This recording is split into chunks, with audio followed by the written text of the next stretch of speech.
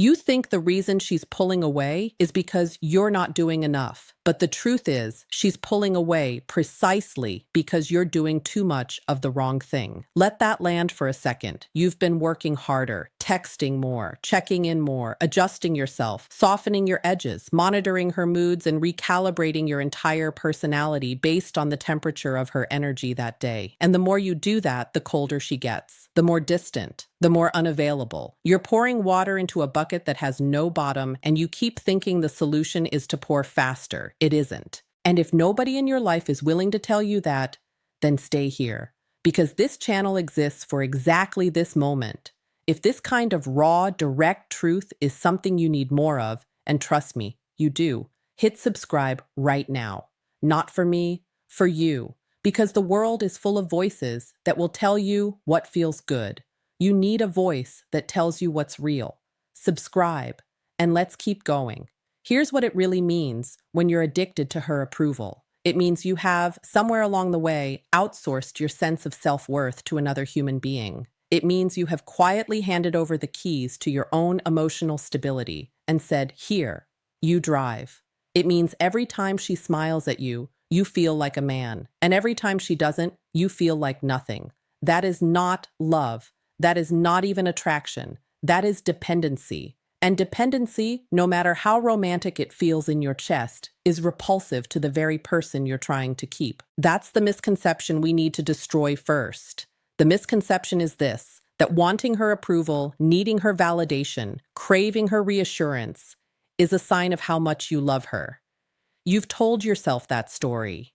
Maybe you even believe it sounds noble, that you care so deeply, so completely, that her opinion of you matters more than your own. You've romanticized your own dissolution. You've confused losing yourself with being devoted. And society, movies, music, they've all fed that lie to you on a silver spoon and told you to call it love. It isn't love. It's fear. Fear of losing her. Fear of not being enough. Fear that if she ever saw the real, unfiltered, unapologetic version of you, she'd leave. So you perform. You manage. You shapeshift. You become whoever the moment seems to require. And in doing so, you erase the one thing she was actually attracted to in the first place. You. The actual you, not the performance, not the managed version, not the guy who reads her texts 3 times trying to decode the emotional subtext before crafting the perfect response. The real you, the one with opinions, the one with standards, the one who doesn't collapse every time she pulls back. That guy, she was drawn to him. And then you slowly, methodically, with the best intentions, made him disappear. Now, let's talk about why this happens. Because it doesn't come from nowhere. Approval seeking is almost never about the woman in front of you. It goes back further than her. It goes back to the first people whose approval determined your survival. Your parents, your caregivers, the authority figures of your earliest years. If love in your childhood was conditional, if it was something you had to earn, something that was withdrawn when you didn't perform correctly, then you learned a devastating lesson before you were old enough to question it. You learned that your worth is not inherent. You learned that you have to work for it, prove it, demonstrate it constantly. And that lesson, unless you consciously unlearn it, follows you into every relationship you will ever have. So when she goes quiet, you panic. When she seems distant, you overcompensate. When she pulls away, you pursue. Not because she's doing anything wrong, but because her withdrawal triggers a wound that existed long before she ever walked into your life. You're not just reacting to her. You're reacting to every moment in your past when love was taken away as punishment. That is the root cause. And until you look it in the face, really look at it, you will keep repeating this cycle with different women wearing the same emotional mask. Now let's talk about what this costs you, because it costs you everything. It costs you your confidence, because confidence cannot survive in a man who measures his worth by someone else's reaction. Every time you chase approval, you send a message to your own subconscious. You are not enough on your own, and your subconscious believes everything you tell it. Repeat that behavior long enough, and you will genuinely stop believing in yourself. Not because you're weak, but because you trained yourself out of your own self-trust. It costs you your attractiveness. And I mean this in the most biological, psychological sense. Attraction is not primarily about looks. It's about energy. It's about the feeling someone gives off when they walk into a room. Neediness has an energy. Desperation has an energy. They are both palpable and they are both repelling. When you need her validation to feel okay, she feels that. She can't always name it. She might not even consciously understand why she's losing interest, but she feels it. It seeps out of you in 100 microsignals. The way you hesitate before you speak, the way you deflect instead of holding your position, the way you change your answer based on how she reacted to your first one. She feels it all, and it costs you her respect. It costs you your purpose. This might be the biggest one. Because when another person's emotional state becomes your primary focus, your own direction suffers. Your ambitions blur, your projects stall, your friendships thin out, your hobbies get quietly shelved, your entire inner world starts to orbit around one person's approval. And suddenly you are not a man with a life that she gets to be part of. You are a man whose entire life has become managing her. That is not a relationship. That is a hostage situation you built yourself. And here is the hard, brilliant, liberating truth at the center of all of this. The moment you genuinely stop needing her approval, not as a tactic, not as a game, not as a manipulation strategy dressed up in self-help language, but genuinely because you have done the internal work and reconnected with your own worth, everything shifts. Not because you've suddenly become mysterious, not because you're playing hard to get, but because you've become real again. You've become someone with a center of gravity. And people, especially women, are magnetically drawn to a man with a center of gravity. A man who knows who he is regardless of how the room responds to him. A man who can love openly, give freely, and still never collapse into someone else's definition of him. Let me describe this man for you. He wakes up with a purpose that has nothing to do with whether she texted back last night. His mornings belong to him. His goals exist independent of her approval. When she's warm, he receives it fully and genuinely. When she's cold or distant, he doesn't spiral. He doesn't interrogate. He doesn't perform. He checks in with himself first. Is this about her or is this about me? And then responds from that still place inside him instead of reacting from his wound. He has standards, not as a performance, not because some influencer told him that high-value men do this, but because he has thought deeply about what he will and won't accept in his life. And he respects himself enough to actually live by those standards even when it's uncomfortable, even when saying no risks her disapproval, even when holding his boundary means she might get angry. He holds the boundary anyway. He communicates directly. He doesn't hint, doesn't sulk, doesn't manufacture jealousy or distance to provoke a reaction. When something matters to him, he says so. When something doesn't work for him, he says that too, not harshly, not with drama, just clearly, like a man who expects to be heard because he has earned his own self-respect. He is interested in her, deeply, genuinely interested, but his interest never tips over into obsession. He sees her clearly. Not as a goddess who holds his worth in her hands, not as a problem to be solved, as a human being, flawed, layered, beautiful, complicated. And he can hold space for her full humanity because he is not terrified of losing her. Because if she leaves, he will grieve, he will feel it, and he will survive. Because he knows, bone deep, not just intellectually, that his value is not located in her. His value lives in him. That man is not distant. He is not cold. He is not emotionally unavailable.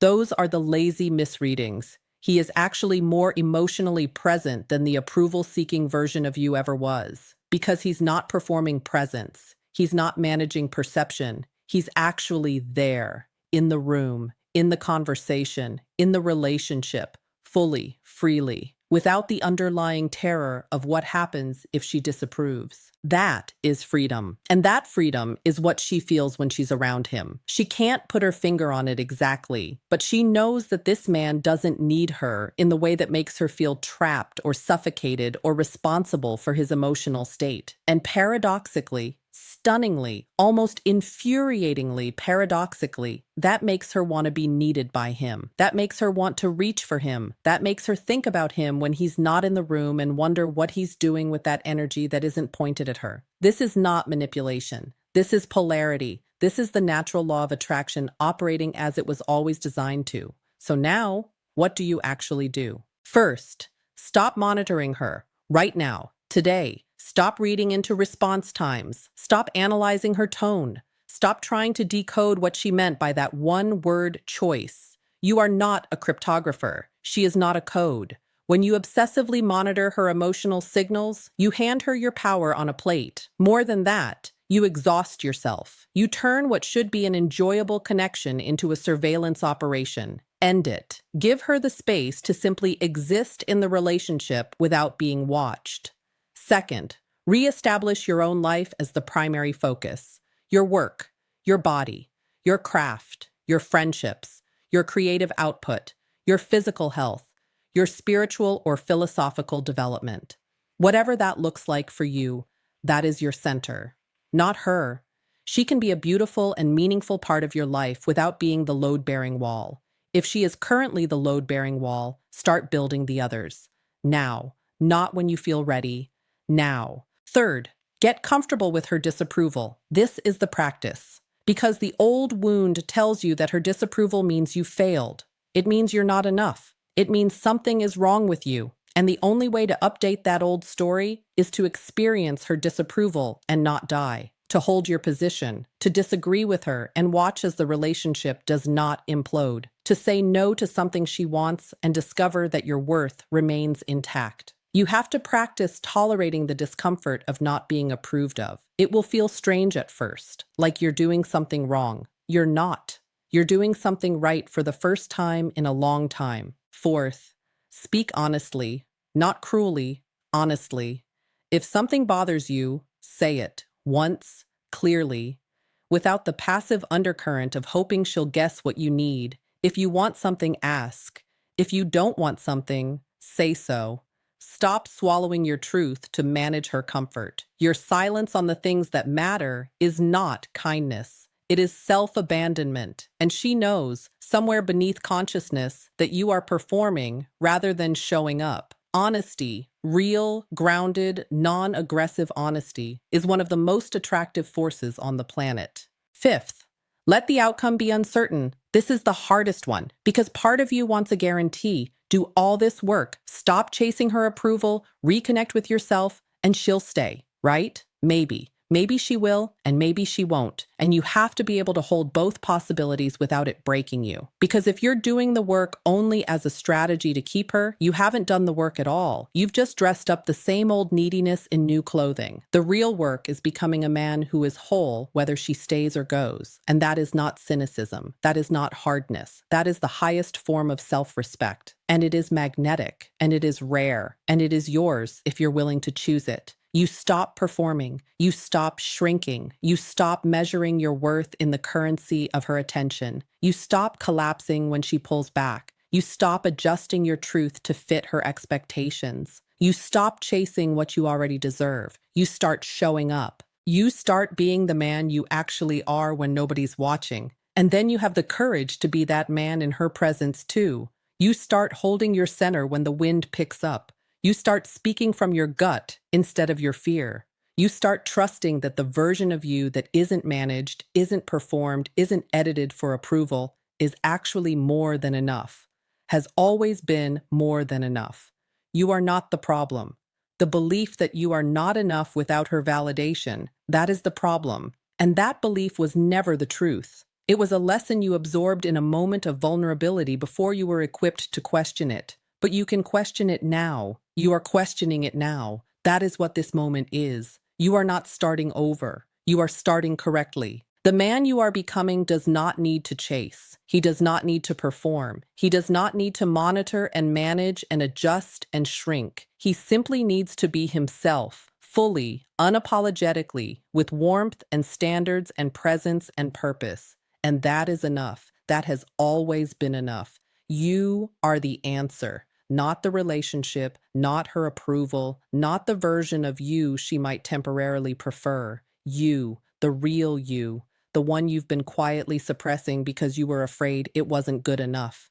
It is, deeply, completely, it is. And if this is the kind of truth you need more of, and I believe you do, then subscribe right now. Because this channel is not here to make you feel good with empty words. It's here to show you what's real, to hand you the clarity you don't always get from the people around you, to give you the straight line between where you are and who you're meant to be. Subscribe, come back, Bring a friend who needs to hear this. You are not alone in this. There are men watching this right now who know exactly what this feels like, who've been in that place where their entire emotional stability depended on whether one person smiled at them that day. That's us. That's been us. And we are choosing together to become something more grounded, more whole, more free. You belong here. Let's keep going.